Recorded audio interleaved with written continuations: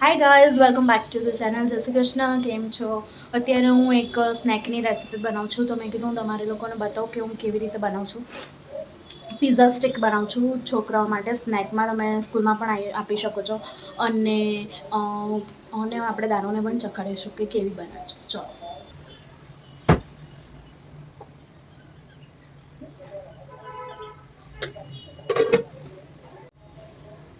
આમાં મેં લીધો છે ઘઉંનો લોટ. તમે લઈ શકો છો મેંદો, પણ મેં લીધો છે ઘઉંનો લોટ. આમાં મેં 2 કપ જેટલો ઘઉંનો લોટ એડ કર્યો છે. હવે આપણે એમાં ગ્રેટ કરીશું 2 ચીઝના ક્યુબ છે, અંદર ગ્રેટ કરી લેવાના છે. આપણે ગ્રેટ કરી લઈએ.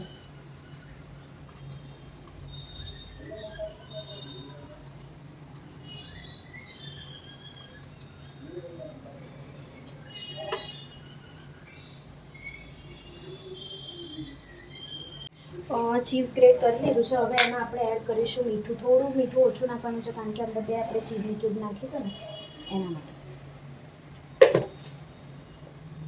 પછી આપણે એમાં એડ કરીશું ઓરેગાનો.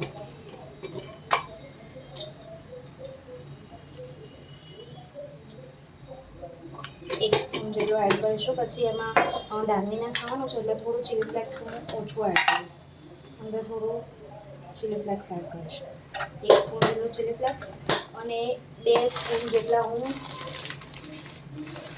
તલ એડ કરીશ.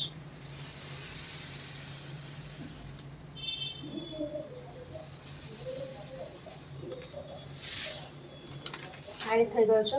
હવે આપણે એમાં ઘીનું મોણ નાખવાનું છે. હવે એમાં હું 1 થી 2 સ્પૂન જેટલું ઘીનું મોણ એડ કરીશ.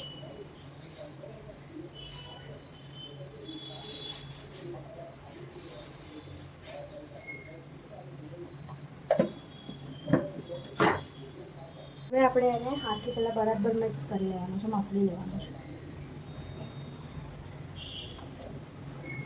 એનો પરોઠા જેવો લોટ બાંધી લેવાનો છે. પાણી ઓછું લેવાનું છે, કારણ કે અંદર થોડું ચીઝ છે, એ મેલ્ટ થશે.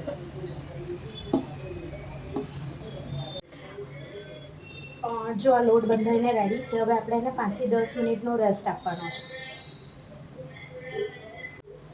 હવે મેં તેલ ભરી લીધું છે. આપણે તેલ ગરમ કરવા મૂકી દઈએ. આ તેલ ગરમ થાય એટલી વાર આપણે સ્ટ્રીપ્સ બધી જે વણી લઈએ.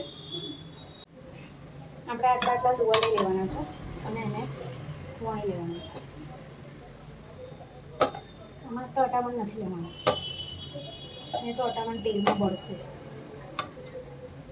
તમારે જેટલું પાતળી સ્ટ્રીપ જોઈતી હોય એટલી પાતળી કરવાની. થોડી જાડી જોઈએ તો તમે જાડી કરી શકો છો.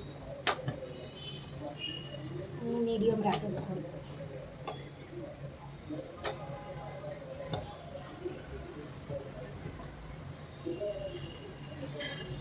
અને તમારે એવું લાગે કે આને આપણે ફૂલવા નથી દેવાની, તો આપણે એમાં નાના કાપા કરી લઈશું.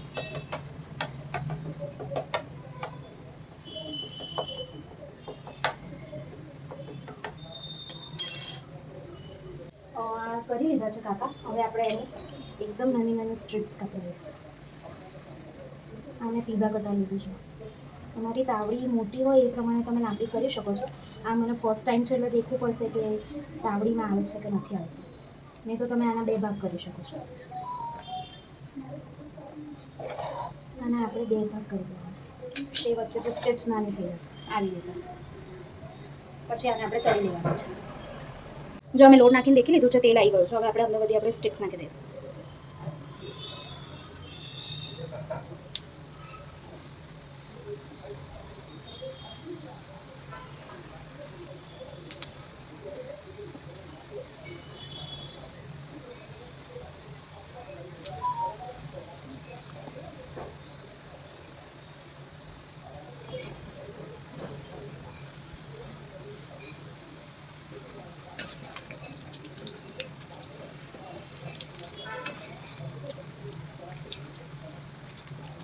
ગોલ્ડન બ્રાઉન થાય ને ત્યાં સુધી આપણે એને તળી લેવાનું છે, એટલે પોચી ના થઈ જાય.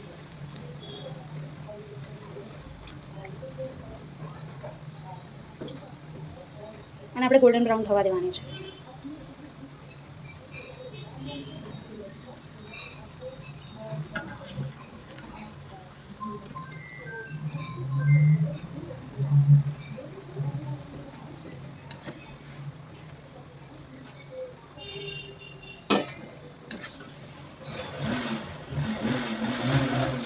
આ હવે થઈ ગઈ છે, આપણે એને નીકાળી લઈએ. આવી રીતે તમે નાખો ને તો અંદર અવાજ આવવો જોઈએ, એવી કડક કરવાની છે. જો બતાવો, જો આવી રીતનું થશે. જો તમે આના પર પીઝા સિઝનિંગ નાખી શકો છો, ચાટ મસાલો છે કે તમારે જે પણ ઉપર સિઝનિંગ નાખવું હોય એ નાખી શકો છો, અને ના નાખવું હોય તો તમે એમ પણ ખાઈ શકો છો. આપણે બધી બનાવી દઈએ પહેલાં ફટાફટ. જો અમારી બધી સ્ટિક્સ રેડી છે. તમે આના પર ચીઝ પાવડર નાખી શકો છો, ગાર્લિક પાવડર નાખી શકો છો, જે તમારે એડ કરવું હોય નાખી શકો છો, પણ હું કશું નથી કરવાની, હું એમ જ રાખવાની છું. સો ગાઈઝ, આજનો બ્લોગ કેવો લાગ્યો જરૂરથી કહેજો. Please like, share and subscribe two the channel. Bye bye, જય શ્રી કૃષ્ણ.